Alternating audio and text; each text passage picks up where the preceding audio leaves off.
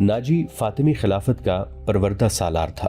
वो मिस्र में बॉडीगार्ड्स का कमांडर था जिसकी नफरी 50,000 थी और सारी की सारी नफरी सोडानी थी। ये फौज उस दौर के जदीद हथियारों से मुसल्ला थी और ये फौज नाजी का हथियार बन गई थी जिसके जोर पर वो बेताज बादशाह बना बैठा था। वो साजिशों और मफाद परस्ती का दौर था। इस्लामी दुनिया की मरकजियत खत्म हो चुकी थी। सलीबियों की भी निहायत दिलकश तखरीबकारियां शुरू हो चुकी थीं। ज़रपरस्ती और तायुश का दौर दौरा था। जिसके पास जरा सी भी ताकत थी वो इसे अपने इक़्तिदार के तहफ़्फ़ुज़ के लिए और दौलत समेटने के लिए इस्तेमाल करता था। सोडानी बॉडीगार्ड्स फौज का कमांडर नाजी मिस्र में हुक्मरानों और दीगर सरबराहों के लिए दहशत बना हुआ था। खुदा ने इसे साजिश साज दिमाग दिया था। उसे उस दौर का बादशाह साज कहा जाता था। बनाने और बिगाड़ने में खुसूसी महारत रखता था। उसने सलाहुद्दीन अय्यूबी को देखा तो उसके चेहरे पर बिल्कुल इसी तरह मुस्कुराहट आ गई जिस तरह कमजोर सी भेड़ को देखकर भेड़िए के दांत निकल आते हैं। अय्यूबी इस ज़हर खुंद को न समझ सका। उसके लिए सबसे ज्यादा अहम आदमी नाजी ही था क्योंकि वो 50,000 बॉडीगार्ड्स का कमांडर और सलाहुद्दीन को इस फौज की जरूरत थी। सलाहुद्दीन अय्यूबी से कहा गया कि हुजूर बड़ी लंबी मुसाफर से तशरीफ लाए हैं, पहले आराम कर लें। तो उसने कहा, मेरे सर पर जो दस्तार रख दी गई है मैं इसके अहल ना था। इस दस्तार ने मेरा आराम और मेरी नींद खत्म कर दी है। क्या आप हजरात मुझे उस छत के नीचे नहीं ले चलेंगे जहां मेरे फराइज मेरा इंतजार कर रहे हैं? क्या हुजूर काम से पहले ताम पसंद नहीं फरमाएंगे?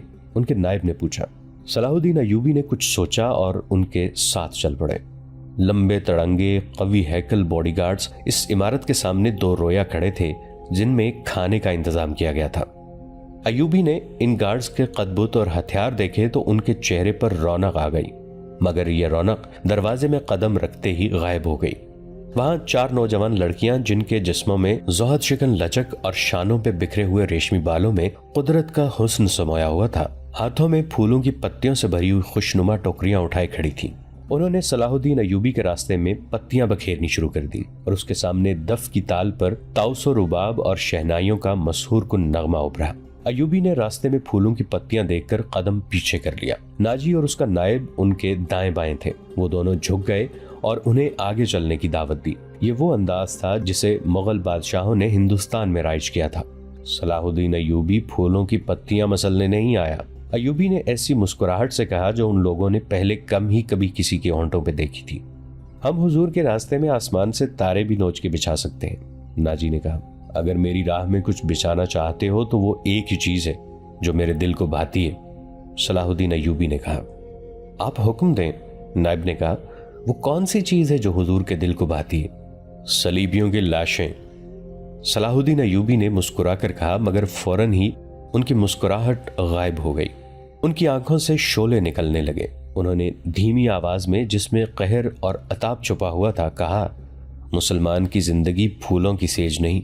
जानते नहीं हो सलेबी सल्तनत इस्लामिया को चूहों की तरह खा रहे हैं। और जानते हो कि वो क्यों कामयाब हो रहे हैं? सिर्फ इसलिए कि हमने फूलों की पत्तियों पर चलना शुरू कर दिया है। हमने अपनी बच्चियों को नंगा करके उनकी इस्मतें रोंद डाली हैं। मेरी नजरें फलस्तीन पर लगी हुई हैं। तुम मेरी राह में फूल बिछाकर मिस्र से भी इस्लाम का परचम उतरवा देना चाहते हो? उन्होंने सबको एक नजर देखा और दबदबे से कहा, उठा लो ये फूल मेरे रास्ते से। मैंने इन पे कदम रखा तो मेरी रूह कांटों से चलनी हो जाएगी। हटा दो लड़कियों को मेरे रास्ते से। कहीं ऐसा ना हो कि मेरी तलवार इनके इतने दिलकश सुनहरे बालों में उलझकर बेकार हो जाए। हुजूर की जाओ हशमत, मुझे हुजूर ना कहो। सलाहुद्दीन अय्यूबी ने बोलने वाले को यूं टोक दिया जैसे तलवार से किसी काफिर की गर्दन काट दी हो। उन्होंने कहा, हुजूर वो थे जिनका तुम कलमा पढ़ते हो और जिनका मैं गुलाम बेदाम हूँ। मेरी जान फिदा हो उस हुजूर सल्लल्लाहु अलैहि वसल्लम पर कि जिनके मुकद्दस पैगाम को मैंने सीने पर कंधा कर रखा है। मैं यही पैगाम लेके मिस्र आया हूँ। सलीबी मुझसे ये पैगाम छीनकर बहराए रूम में डबो देना चाहते हैं, शराब में गर्क कर देना चाहते हैं। मैं बादशाह बन के नहीं आया। लड़कियां किसी के इशारे पर फूल की पत्तियां समेटकर वहां से हट गई थीं। सलाहुद्दीन अय्यूबी तेजी से दरवाजे के अंदर चले गए। एक वसी कमरा था, उसमें एक लंबी मेज रखी थी जिस पर रंगारंग फूल बिखरे हुए थे और उनके दरमियान रोस्ट किए हुए बकरों के बड़े बड़े टुकड़े, सालिम मुर्गे और जाने कैसे कैसे खाने सजे हुए थे। सलाहुद्दीन अय्यूबी रुक गए और अपने नायब से पूछा, क्या मिस्र का हर एक बाशिंदा इसी किस्म का खाना खाता है? नहीं हुजूर, नायब ने जवाब दिया, गरीब लोग तो ऐसे खाने के ख्वाब भी नहीं देख सकते। तुम सब किस कौम के फर्द हो? सलाहुद्दीन अय्यूबी ने पूछा। क्या उन लोगों की कौम अलग है जो ऐसे खानों के ख्वाब भी नहीं देख सकते? किसी तरफ से कोई जवाब न पाकर उन्होंने कहा, इस जगह जिस कदर मुलाजिम है और जहां जितने सिपाही ड्यूटी पर हैं, उन सबको अंदर बुलाओ, ये खाना उन्हें खिला दो। उन्होंने लपक कर एक रोटी उठाई, उस पर 2-3 बोटियां रखी और खड़े खड़े खाने लगे। निहायत तेजी से पूरी रोटी खाकर पानी पिया और बॉडीगार्ड्स के कमांडर नाजी को साथ लेकर उस कमरे में चले गए जो वॉइसराय का दफ्तर था। 2 घंटे बाद नाजी बाहर निकला, दौड़कर अपने घोड़े पर सवार हुआ, एड़ लगाई और नजरों से ओझल हो गया। रात नाजी के खास कमरे में उसके 2 कमांडर जो उसके मोतमद और हमराज थे उसके पास बैठे शराब पी रहे थे। नाजी ने कहा, जवानी का जोश है, थोड़े दिनों में ठंडा कर दूंगा। कमबख्त जो बात भी करता है कहता है रब्बे काबा की कसम सलीबियों को सल्तनत इस्लामिया से बाहर निकाल के दम लूंगा। सलाहुद्दीन अय्यूबी, एक कमांडर ने तंजिया कहा, इतना भी नहीं जानता कि सल्तनत इस्लामिया का दम निकल चुका है, अब सूडानी हुकूमत करेंगे। क्या आपने उसे बताया नहीं कि ये 50,000 का लश्कर सूडानी है? दूसरे कमांडर ने नाजी से पूछा। और ये लश्कर जिसे वो अपनी फौज समझता है सलीबियों के खिलाफ नहीं लड़ेगी? तुम्हारा दिमाग ठिकाने है और दुश? नाजी ने कहा, मैं उसे ये यकीन दिलाया हूँ कि ये 50,000 सूडानी शेर उसके इशारे पर सलीबियों के परखचे उड़ा देंगे। लेकिन नाजी चुप होकर सोच में पड़ गया। लेकिन क्या? लेकिन उसने मुझे हुक्म दिया है कि मिस्र के बाशिंदों की एक फौज तैयार करो। नाजी ने कहा, उसने कहा है कि एक ही मुल्क की फौज मुनासिब नहीं होती, वो मिस्र के लोगों को भर्ती करके हमारी फौज में शामिल करना चाहता है। तो आपने क्या जवाब दिया? मैंने कहा कि आपके हुक्म की तामील होगी। नाजी ने जवाब दिया, मगर मैं ऐसे हुक्म की तामील नहीं करूंगा। मिजाज का कैसा है? औरदिश ने पूछा। जिद का पक्का मालूम होता है, नाजी ने जवाब दिया। आपकी दानिश और तजर्बे के सामने तो वो कुछ भी नहीं लगता, दूसरे कमांडर ने कहा। नया नया अमीर मिस्र बन के आया है, कुछ रोज ये नशा तारी रहेगा। मैं ये नशा उतरने नहीं दूंगा, नाजी ने कहा। उसे इस नशे में बदमस्त करके मारूंगा। बहुत देर तक ये तीनों सलाहुद्दीन अय्यूबी के खिलाफ बातें करते रहे और इस मसले पर गौर करते रहे कि अगर सलाहुद्दीन अय्यूबी ने नाजी की बेताज बादशाही के लिए खतरा पैदा कर दिया तो वो क्या कार्रवाई करेंगे। उधर सलाहुद्दीन अय्यूबी अपने नाइबीन को सामने बिठाए ये जहन नशीन करा रहे थे कि वो हुकूमत करने नहीं आए और ना किसी को हुकूमत करने देंगे। सलाहुद्दीन ने उनसे कहा कि उन्हें जंगी ताकत की जरूरत है और उन्होंने ये भी कहा कि यहाँ का फौजी ढांचा उन्हें बिल्कुल पसंद नहीं। 50,000 बॉडीगार्ड्स सूडानी हैं। हमें हर खित्ते के बाशिंदों को यह हक देना है कि वो हमारी फौज में आ जाएं, अपने जौहर दिखाएं और माल गनीमत में से अपना हिस्सा वसूल करें। यहाँ के अवाम का मेयार जिंदगी इसी तरह बुलंद हो सकता है। सलाहुद्दीन अय्यूबी ने उन्हें बताया, मैंने नाजी से कह दिया है कि वो आम भर्ती शुरू कर दे। क्या आपको यकीन है कि वो आपके हुक्म की तामील करेगा? एक नाजिम ने उनसे पूछा। क्या वो हुक्म की तामील से गुरेज करेगा? वो गुरेज कर सकता है, नाजिम ने जवाब दिया। फौजी उमूर उसी के सुपुर्द हैं, वो किसी से हुक्म नहीं लिया करता, अपनी मनवाया करता है। सलाहुद्दीन अय्यूबी खामोश रहे जैसे उन पर कुछ असर ही ना हुआ हो। उन्होंने सबको रुखसत कर दिया और सिर्फ अली बिन सुफियान को अपने साथ रखा। अली बिन सुफियान जासूसी और जवाबी जासूसी का माहिर था। उसे सलाहुद्दीन अय्यूबी बगदाद से अपने साथ लाए थे। वो उधेड़ उम्र का आदमी था, अदाकारी, चरब ज़बानी और भेस बदलने में महारत रखता था। जंगों में उसने जासूसी भी की थी और जासूसों को पकड़ा भी था। उसका अपना गिरोह था जो आसमान से तारे भी तोड़ लाता था। सलाहुद्दीन अय्यूबी को जासूसी की अहमियत से वाकफियत थी। फन्नी महारत के अलावा अली में वही जज्बा था जो सलाहुद्दीन अय्यूबी में था। तुमने सुना अली? सलाहुद्दीन ने कहा। ये लोग कह गए कि नाजी किसी से हुक्म नहीं लिया करता, अपनी मनवाया करता है। हाँ, अली ने जवाब दिया, मैंने सुन लिया है। अगर मैं चेहरे पहचानने में गलती नहीं करता तो मेरी राय में बॉडीगार्ड्स का ये कमांडर जिसका नाम नाजी है, नापाक ज़हनियत का इंसान है। उसके मुताल्लिक मैं पहले से भी कुछ जानता हूँ। ये फौज जो हमारे खजाने से तनख्वाह लेती है दरअसल नाजी की जाती फौज है। उसने हुकूमती हलकों में ऐसी साजिशें की हैं जिन्होंने इंतजामी ढांचे को बेहद कमजोर कर दिया है। अब का ये फैसला बिल्कुल बजा है कि फौज में यहाँ के हर खित्ते के सिपाही होने चाहिए। मैं आपको तफसीली मालूमात फराहम कर दूंगा। मुझे शक है कि सूडानी फौज नाजी की वफादार है, हमारी नहीं। आपको इस फौज की तरतीब और तंजीम बदलनी पड़ेगी या नाजी को सुबकदोश करना पड़ेगा। मैं अपनी सफ़ों में ही अपने दुश्मन पैदा नहीं करना चाहता, सलाहुद्दीन अय्यूबी ने कहा। नाजी घर का बेदी है, उसे सुबकदोश करके अपना दुश्मन बना लेना दानिशमंदी नहीं। हमारी तलवारें गैरों के लिए हैं, अपनों का खून बहाने के लिए नहीं।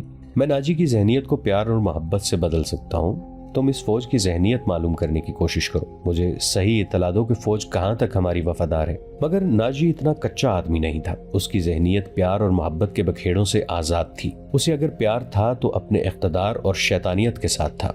इस लिहाज से वो पत्थर था, मगर जिसे अपने जाल में फांसना चाहता उसके सामने मोम हो जाता था। उसने सलाहुद्दीन अय्यूबी के साथ यही रवैया इख्तियार किया। उसके सामने वो बैठता नहीं था, हाँ में हाँ मिलाता चला जाता था। उसने मिस्र के मुख्तलिफ खित्तों से अय्यूबी के हुक्म के मुताबिक फौज के लिए भर्ती शुरू कर दी थी, हालांकि ये काम उसकी मर्जी के खिलाफ था। दिन गुजरते जा रहे थे। सलाहुद्दीन अय्यूबी उसे कुछ कुछ पसंद करने लगा था। नाजी ने उसे यकीन दिलाया था कि सूडानी बॉडीगार्ड्स फौज हुक्म की मुंतजिर है और ये कौम की तवक्कुआत पर पूरा उतरेगी। नाजी सलाहुद्दीन अय्यूबी को 2-3 मरतबा कह चुका था कि वो बॉडीगार्ड्स की तरफ से इसे दावत देना चाहता है और फौज इसके एजाज में जश्न मनाने के लिए बेताब है, लेकिन सलाहुद्दीन अय्यूबी मसरूफियत की वजह से ये दावत कबूल नहीं कर सका था। रात का वक्त था। नाजी अपने कमरे में अपने 2 मोतमिद जूनियर कमांडरों के साथ बैठा शराब पी रहा था। 2 नाचने वालियां साजों की हल्की हल्की मौसीकी पर मस्ती में आई हुई नागिनों की तरह मशहूर कुनादाओं से रक्स कर रही थी। उनके पाँव में घुंघरू नहीं थे, उनके जिस्मों पर कपड़े सिर्फ इस कदर थे कि उनके सतर ढके हुए थे। इस रक्स में खुमार का तासुर था। दरबान अंदर आया और नाजी के कान में कुछ कहा। नाजी जब शराब और रक्स में महव होता था तो कोई मखल होने की जुर्रत नहीं कर सकता था। सिर्फ दरबान को मालूम था कि वो कौन सा जरूरी काम है जिसकी खातिर नाजी ऐशो तरफ की महफिल से उठा करता है, वरना वो अंदर आने की जुर्रत न करता। उसकी बात सुनते ही नाजी बाहर निकल गया और दरबान उसे दूसरे कमरे में ले गया। वहाँ सूडानी लिबास में मलबूस एक उधेड़ उम्र आदमी बैठा था। उसके साथ एक जवान लड़की थी। नाजी को देखकर वो उठी। नाजी उसके चेहरे और कद-काठ की दिलकशी देखकर ठिठक गया। वो औरतों का शिकारी था। उसे औरतें सिर्फ अपनी अय्याशी के लिए दरकार नहीं होती थीं। उनसे वो और भी कई काम लिया करता था, जिनमें एक ये था कि वो निहायत खूबसूरत और अय्यार लड़कियों के जरिए बड़े बड़े अफसरों को अपनी मुट्ठी में रखता था, और एक काम ये भी करता था कि उन्हें अमीरों वजीरों को ब्लैकमेल करने के लिए इस्तेमाल करता था और उनसे वो जासूसी भी कराता था। जिस तरह कसाब जानवर को देखकर बता देता है कि उसका गोश्त कितना है, इसी तरह नाजी लड़की को देखकर अंदाजा लगा लिया करता था कि ये किस काम के लिए मौजू है। लड़कियों के व्यापारी और बर्दफरोश अक्सर नाजी के पास माल लाते रहते थे। ये आदमी भी ऐसे ही व्यापारियों में से लगता था। लड़की के मुतालिक उसने बताया कि तजुर्बाकार है, नाच भी सकती है और पत्थर को जबान के मीठे जहर से पानी में तब्दील कर सकती है। नाजी ने इसका तफसीली इंटरव्यू लिया। वो इस फन का माहिर था। उसके मुताबिक उसने लड़की का इम्तिहान लिया और उसने ये राय कायम की कि जिस काम के लिए वो एक और लड़की को तैयार कर रहा था, उसके लिए ये लड़की थोड़ी सी ट्रेनिंग के बाद मौजू हो सकती है। सौदा तय हो गया। व्यापारी कीमत वसूल करके चला गया। नाजी लड़की को उस कमरे में ले गया जहां उसके 2 साथी रक्स और शराब से दिल बहला रहे थे। उसने लड़की को नाचने के लिए कहा। लड़की ने जब चोगा उतार कर जिस्म को 2 ही बल दिए तो नाजी और उसके साथी तड़प उठे। पहली दोनों नाचने वालियों के रंग पीले पड़ गए। इस नई लड़की के सामने उनकी कदर व कीमत कम हो गई थी। नाजी ने इसी वक्त महफिल बर्खास्त कर दी और उस लड़की को अपने पास बिठाकर सबको बाहर निकाल दिया। लड़की से नाम पूछा तो उसने ज़िकोई बताया। नाजी ने उसे कहा, ज़िकोई, तुम्हें यहाँ लाने वाले ने बताया था कि तुम पत्थर को पानी में तब्दील कर सकती हो। मैं तुम्हारा ये कमाल देखना चाहता हूँ। पत्थर कौन है? ज़िकोई ने पूछा। नया अमीर मिस्र, नाजी ने जवाब दिया। वो सलार आजम भी है। सलाहुद्दीन अय्यूबी? ज़िकोई ने पूछा। हाँ, सलाहुद्दीन अय्यूबी, नाजी ने कहा। अगर तुम इसे पानी में तब्दील कर दो तो उसके वजन जितना सोना तुम्हारे कदमों में रख दूंगा। वो शराब तो पीता होगा? नहीं, नाजी ने जवाब दिया। शराब, औरत, नाच गाने और तफरीह से वो इतनी ही नफरत करता है जितनी हर मुसलमान खंजीर से करता है। मैंने सुना था आपके पास लड़कियों का ऐसा तिलिस्म है जो नील की रवानी को रोक लेता है। ज़िकोई ने कहा। क्या वो तिलिस्म बेकार हो गया है? मैंने अभी आजमाया नहीं, नाजी ने कहा। ये काम तुम कर सकती हो। मैं सलाहुद्दीन अय्यूबी की आदतों के मुतालिक तुम्हें बहुत कुछ बताऊंगा। क्या आप उसे जहर देना चाहते हैं? ज़िकोई ने पूछा। अभी नहीं, नाजी ने जवाब दिया। मेरी उसके साथ कोई दुश्मनी नहीं। मैं सिर्फ ये चाहता हूँ कि वो एक बार किसी तुम जैसी लड़की के जाल में फंस जाए, फिर मैं इसे अपने पास बिठाकर शराब पिलाऊं। अगर उसे कत्ल करना मकसूद होता तो मैं ये काम हशीशीन से निहायत आसानी से करा सकता था। यानी आप उसके साथ दुश्मनी नहीं, दोस्ती करना चाहते हैं? ज़िकोई ने कहा। इतना बर्जस्ता जुमला सुनकर नाजी चंद लम्हे लड़की को देखता रहा। वो इसकी तवक्को से कहीं ज्यादा ज़हीन थी। हाँ जे कोई, नाजी ने उसके मुलायम बालों पर हाथ फेर कर कहा। मैं उसके साथ दोस्ती करना चाहता हूँ, ऐसी दोस्ती कि वो मेरा हमनवाला और हम प्याला बन जाए। आगे मैं जानता हूँ कि मुझे उससे क्या काम लेना है, नाजी ने कहा और जरा सोच कर बोला। लेकिन तुम्हें यह भी बता देना जरूरी समझता हूँ कि एक जादू सलाहुद्दीन अयूबी के हाथ में भी है। अगर तुम्हारे हुस्न और नाजो अंदाज पर उसका जादू चल गया तो मैं तुम्हें जिंदा नहीं रहने दूंगा। अगर तुमने मुझे धोखा दिया तो तुम एक दिन से ज्यादा जिंदा नहीं रह सकोगी। सलाहुद्दीन अयूबी तुम्हें मौत से बचा नहीं सकेगा। तुम्हारी जिंदगी और मौत मेरे हाथ में है, तो मुझे धोखा नहीं दे सकोगी। इसीलिए मैंने तुम्हारे साथ खुलकर बातें की हैं, वरना मेरे रुतबे और हैसियत का आदमी एक पेशावर लड़की के साथ पहली मुलाकात में ही ऐसी बातें कभी नहीं करता। ये आपको आने वाला वक्त बताएगा कि कौन किसको धोखा देता है। ज़कोई ने कहा, मुझे ये बताइए कि सलाहुद्दीन अयूबी तक मेरी रसाई किस तरह होगी। मैं उसे एक जश्न में बुला रहा हूँ, नाजी ने कहा। उसे रात अपने यहाँ रखूंगा और तुम्हें उसकी ख्वाबगाह में दाखिल कर दूंगा। मैंने तुम्हें इसी मकसद के लिए बुलाया है, आगे मैं संभाल लूंगी। नाज़रीन, आज के लिए इतना ही। हमारी वीडियो से अपडेटेड रहने के लिए हमारे इस चैनल को सब्सक्राइब करके नीचे मौजूद बेल आइकन को जरूर क्लिक कीजिएगा। आपके साथ इंशाल्लाह जल्द मुलाकात होगी इसी कहानी की नई किस्त के साथ। तब तक के लिए अपना बहुत सा ख्याल रखिएगा। हमारा और आपका अल्लाह निगहबान।